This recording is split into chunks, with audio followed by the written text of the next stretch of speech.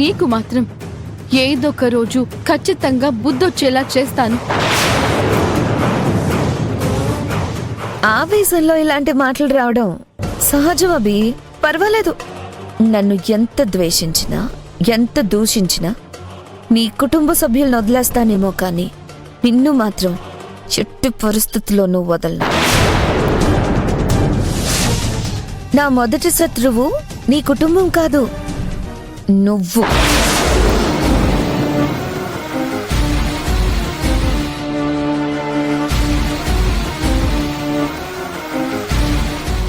నీ వల్లే నా అక్క కేతన రాహుల్ని మిస్ అయింది.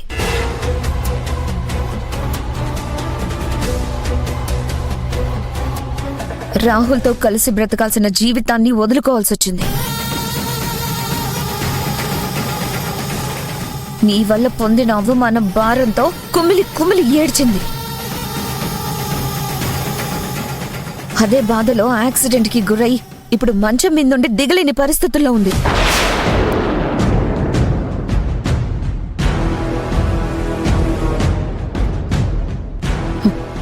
మా అక్కకి అంతటి దుస్థితి పట్టించిన నిన్ను అంత సులువుగా వదిలేస్తాననుకున్నావా?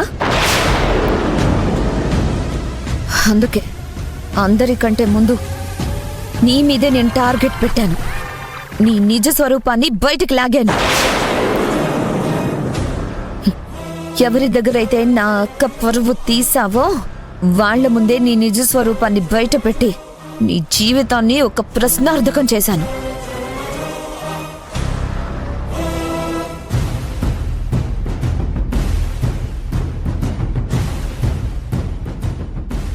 ఏంటభి, నేనేం చెప్తున్నానో నీకు అర్థం కావట్లేదా? నువ్వే అభివని, నువ్వే నందనవని ఎవరికీ తెలియని నిజం బయటికొచ్చేలా చేసింది ఎవరనుకుంటున్నావు? నేనే.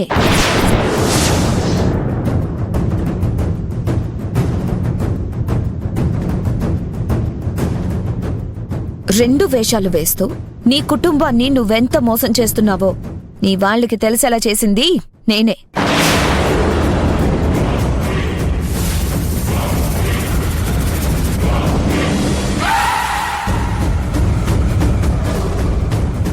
అభినందన, ఎందుకంత ఆవేశపడుతున్నావు?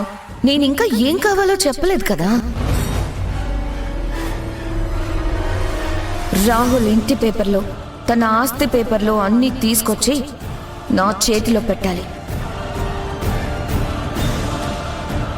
అంటే నన్ను బ్లాక్ మెయిల్ చేసిన బ్లాక్ మెయిలర్వి నువ్వేనా? పర్లేదబ్బి, తెలివైన దానివే. చాలా త్వరగా కనిపెట్టేశావు. అయితే ఇప్పుడేమంటావు?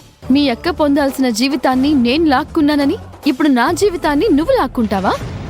నా కుటుంబం కోసం నేను నిలబడుతున్నందుకు నా వాళ్ళందరినీ అష్టకష్టాల పాలు చేద్దామనుకుంటున్నావా?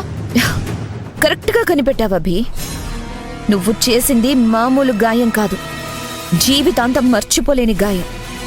దానికి ప్రతీకారంగా జీవితాంతం నువ్వు కుమిలి కుమిలి ఏడ్చేలా ఒక కన్నీటి సాగరాన్ని నీకు పరిచయం చేసి మరీ నేను వెళ్తాను. నీ కుటుంబం మొత్తాన్ని అతపాతాళానికి తొక్కేశాకే నేను ఇక్కడి నుంచి కదులుతాను. ఆవేశంలో నువ్వు కూడా చాలా అద్భుతంగా మాట్లాడుతున్నావు కనిష్క. కాకపోతే నువ్వు చెప్పిన ప్రతి మాట మాటగానే మిగిలిపోతుంది.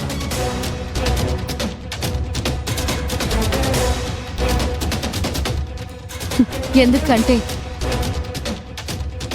నీ అక్కే నన్ను ఏమీ చేయలేకపోయింది. నేనుండగా నీ అక్కే నా కుటుంబానికి హాని తలపెట్టలేకపోయింది.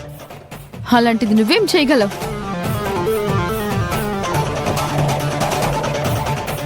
నువ్వు నన్ను చాలా తక్కువ అంచనా వేస్తున్నావు అభి. నేను నిన్నేమీ తక్కువ అంచనా వేయడం లేదు. నా కుటుంబం కోసం నేను ఎంత కష్టపడగలను, ఎంత దూరం వెళ్తానో నాకు తెలుసు.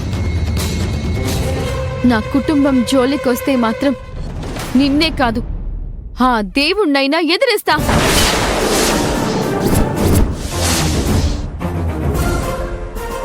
నీ గతి అతి త్వరలోనే నీకే తెలుస్తుంది. అంతేకాదు, మళ్ళీ అదే ఇంటికి నా కుటుంబాన్ని తీసుకొని వస్తాను. పోయిన ఆస్తిని మళ్ళీ వెనక్కి తీసుకొస్తాను.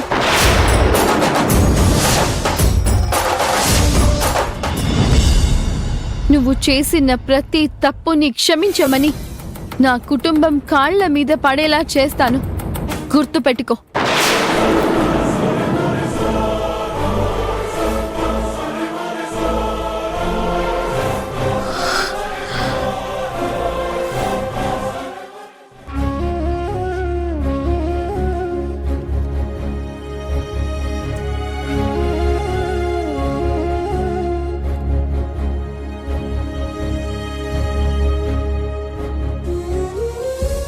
కుటుంబం అంతా ఇంత హఠాత్తుగా రోడ్డున పడితే అసలు నేనేం చేయలేకపోతున్నాను వేదా. చాలా బాధగా ఉంది. అలా మాట్లాడకండి. మీరు మన కుటుంబం కోసం ఎంతో చేశారు. అందరూ సంతోషంగా బతకడం కోసం మీరెంతో కష్టపడ్డారు. ఎప్పుడూ ఎవ్వరికీ ఎలాంటి లోటు రానివ్వలేదు. ఎప్పుడూ ఏ లోటు రానివ్వకూడదే అనుకున్నాను. కానీ ఈరోజు అసలు ఎవ్వరికీ ఏమీ లేకుండా వీధిన పడితే నేనేమీ చేయలేని పరిస్థితిలో పడిపోయాను. బాధపడకండి. పిల్లలేదో ప్రయత్నం చేస్తున్నారు కదా, ఖచ్చితంగా ఏదో ఒక దారి దొరుకుతుంది. పోనీ ఒక పని చేద్దామా? ఏంటండి అది? అమ్మకు ఫోన్ చేసి ఈ విషయం గురించి చెప్పడం మంచిదేమో అనిపిస్తుంది. మనం అందరం పల్లెటూరుకు వెళ్ళిపోయి ఒక కొత్త జీవితం మొదలు పెడితే బాగుంటుందేమో అనిపిస్తుంది. అయ్యో వద్దండి. ఇప్పుడు మీ అమ్మగారికి ఫోన్ చేసి ఈ విషయాలన్నీ చెప్పకండి. ఎందుకు వేదా? ఈ వయసులో ఆవిడికి ఇలాంటి విషయాలన్నీ తెలియడం అవసరమంటారా? ఆవిడ ఆరోగ్యం గురించి ఏమైనా ఆలోచించారా? పైగా పిల్లల భవిష్యత్తులన్నీ ఇక్కడే ముడిపడి ఉన్నాయి. అమూల్య చదువు గురించి కూడా మనం ఆలోచించాలి.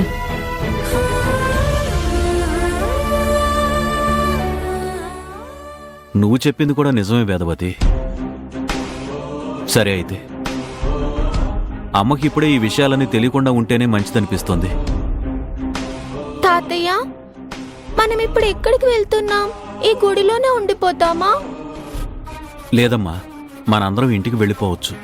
మన ఇంటికి నిజంగా వెళ్ళిపోతామా? మన ఇంటికి కాదు, మరి ఇంకెక్కడికి? మరో కొత్త ఇంటికి. లేదు తాతయ్య, మన ఇల్లు చాలా బాగుంటుంది. మళ్ళీ మనం అక్కడికే వెళ్ళిపోవచ్చు కదా. మనం మన ఇంటికి ఎప్పుడు వెళ్తాం తాతయ్య? అది చెప్పడం చాలా కష్టం అమ్ము. ఎందుకంటే మనం మళ్ళీ మన ఇంటికి తిరిగి వెళతామా లేదా అనేది మన చేతుల్లో లేదు.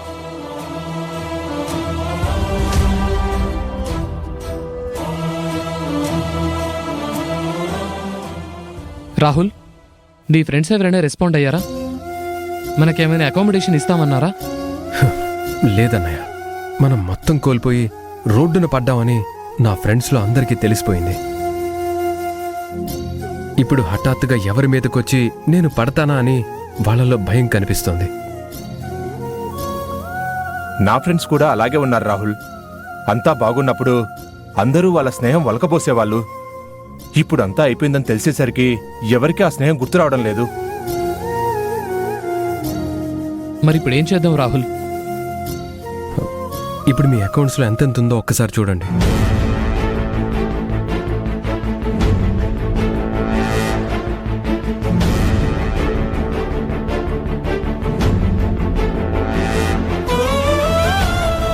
మన మెయిన్ బ్యాంక్ అకౌంట్లన్నీ ఫ్రీజ్ అయిపోయాయి. ఇక మిగిలినవి ఈ సెకండరీ అకౌంట్లు మాత్రమే. ఏమోరా, ఈ టైంలో ఏం చేయాలో ఎలా చేయాలో నాకు అర్థం కావటం లేదు. కానీ మన కోసం ఎంతో చేసిన అమ్మా నాన్నని మాత్రం మనం ఎలాగైనా ఏ లోటు లేకుండా చూసుకోవాలి. నా తాపత్రయం కూడా అదే అన్నయ్య. కానీ ఏమవుతుందో చూద్దాం.